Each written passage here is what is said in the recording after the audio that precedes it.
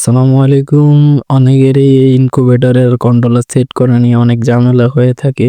তো আজকের এই ভিডিওতে আমি বলে দেব যে কিভাবে ইনকিউবেটরের কন্ট্রোলারটা সঠিকভাবে সেট করবেন। তো এখানেই দেখতে পাচ্ছেন একটা উপরের দিকের চিহ্ন একটা বাটন আছে, আবার নিচের দিকের চিহ্ন একটা বাটন আছে। তো আপনারা প্রথমেই উপরের দিকের চিহ্নটায় একটা টিপ দিবেন। টিপ দিয়ে 37.2 নিয়ে সেট করবেন। তারপর আবার নিচের দিকের বাটনটা ওইটাতে আরেকটা টিপ দিবেন। টিপ দেওয়ার পর ওইটা 37.7 নিয়ে সেট করবেন। তাহলেই আপনার কন্ট্রোলারটা সেট হয়ে যাবে। মানে 37.2 এ আপনার লাইটটা অন হবে। দেখতেই পারলেন লাইটটা অন হয়েছে 37.2 এ এসে। আবার 37.7 এ গিয়ে লাইটটা অফ হবে। আপনারা একটু ভিডিওতে খেয়াল করলেই দেখতে পারবেন।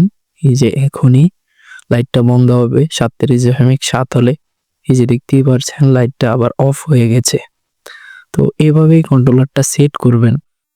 আমিও আমার কন্ট্রোলারটা এভাবেই সেট করেছি। তো অনেক ঝামেলা হয়েছে। আমি আস্তে, আস্তে শিখে তারপর এটা সেট করেছি।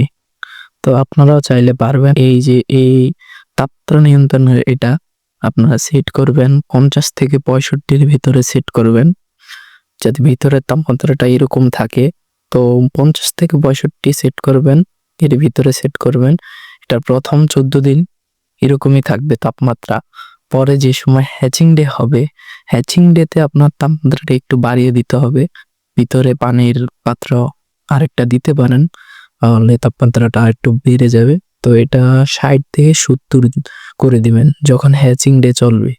60 থেকে 70 বা 80 এরকম করে দিবেন। তো আপনারা দেখতেই পারছেন যে আমার কন্ট্রোলার সবকিছুই ওকে হয়েছে, আলহামদুলিল্লাহ।